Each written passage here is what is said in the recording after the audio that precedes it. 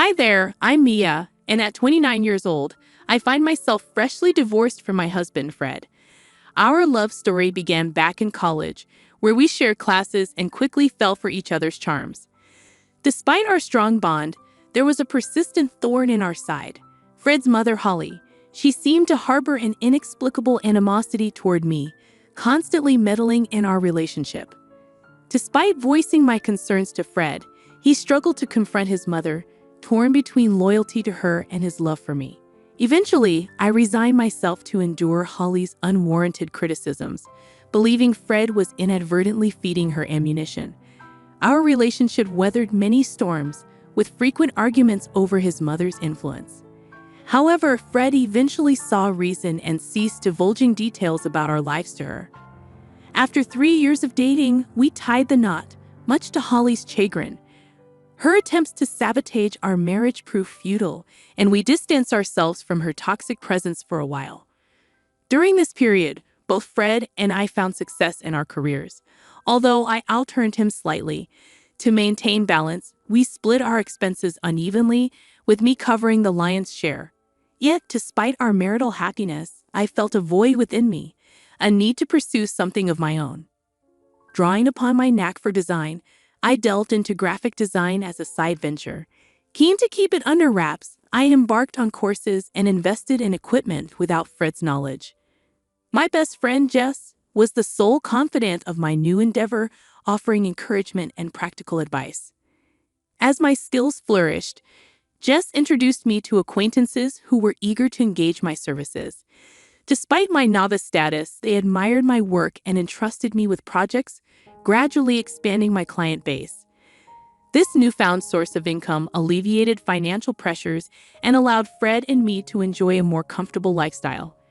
With each paycheck, I squirreled away savings, dreaming of treating Fred to something special, a token of gratitude for standing by me through thick and thin. I hadn't broached the topic with him yet, and every time I considered it, it seemed like he was avoiding any serious conversation. It became evident to me that something was amiss, but he remained tight-lipped about it. The first inkling I had of trouble was when Fred confessed to me that he had exhausted his entire paycheck on investments just a week after receiving it. We had a heated disagreement about it, but we managed to patch things up for the time being. To make ends meet, I put in extra hours at work, which helped alleviate some of the strain.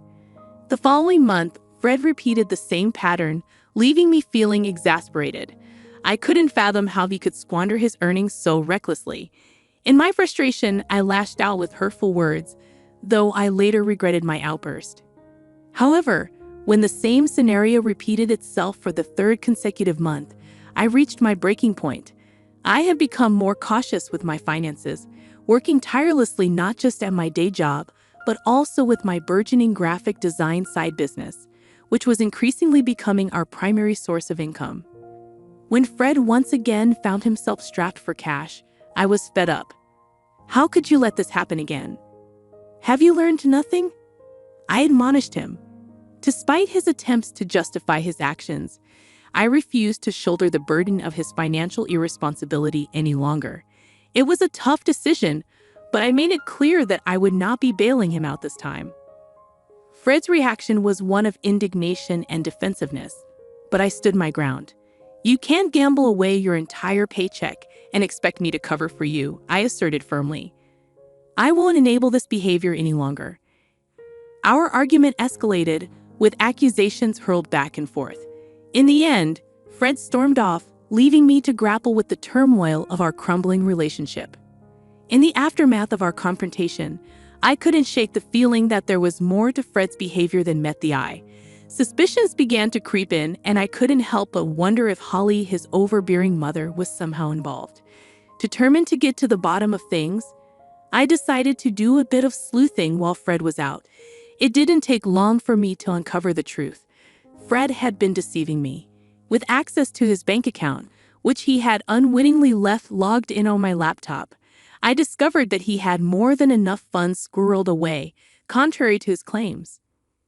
As I scrutinized Fred's transactions, I couldn't find anything out of the ordinary apart from the usual debits.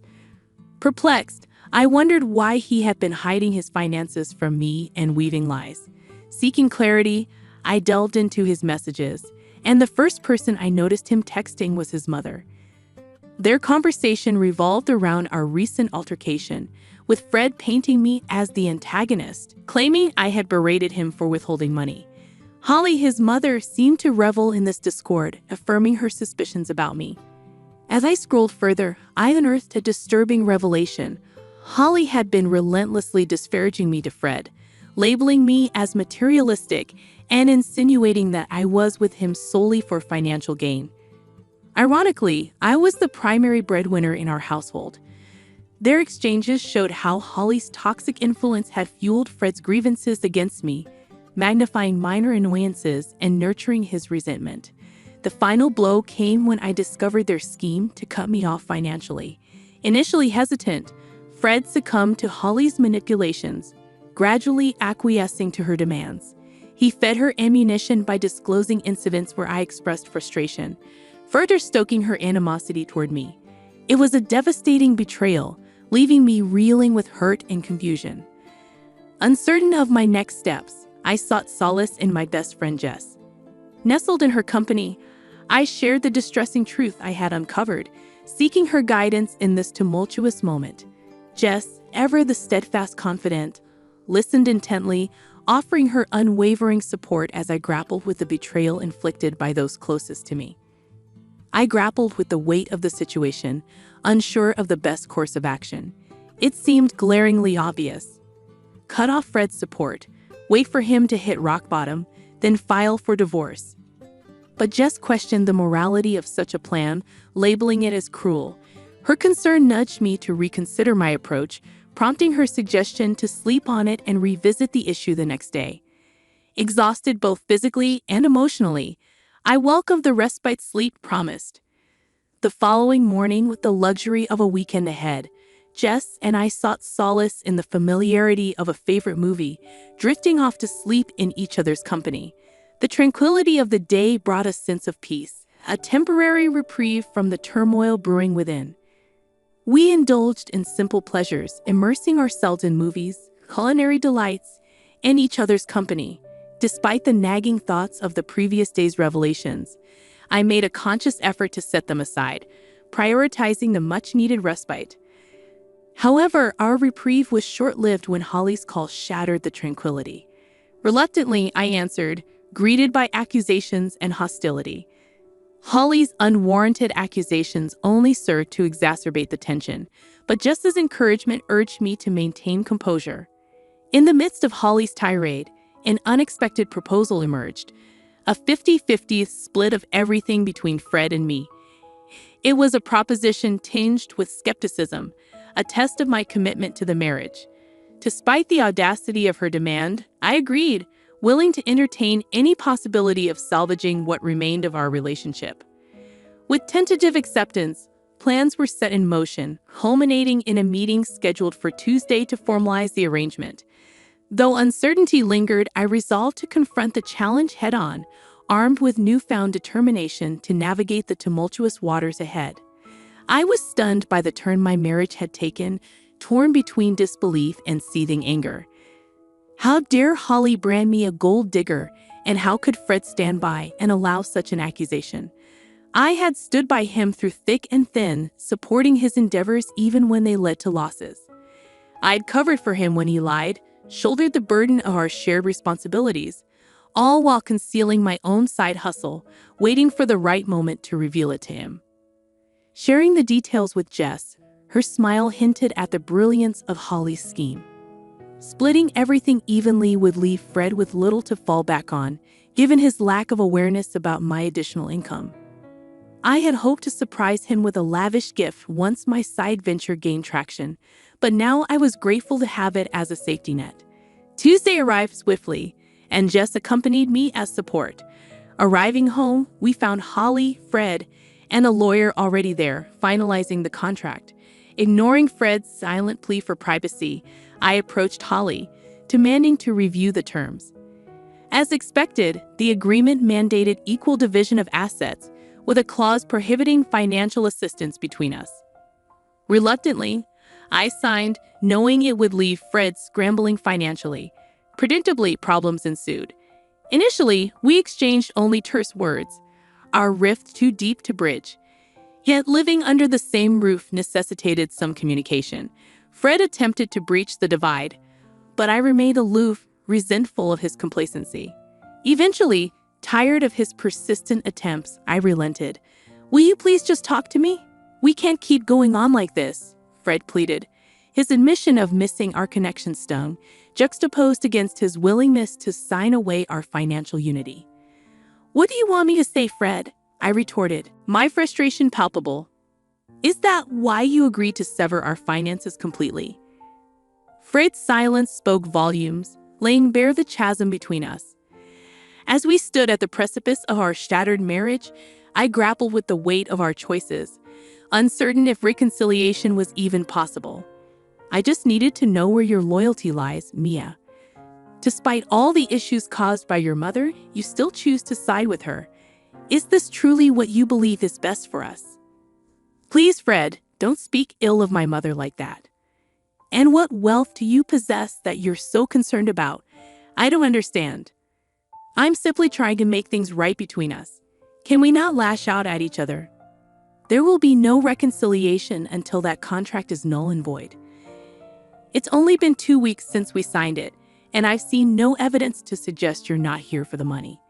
If you're struggling financially, just let me know. I'm willing to help. Wouldn't that be a breach of the contract? I won't risk violating it. Why are you making this so difficult? Can't we just be civil?"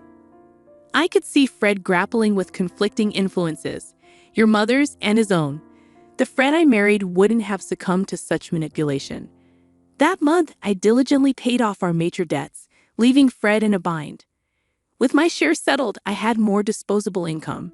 Jess and I indulged in lavish outings, while Fred always had an excuse for his financial constraints.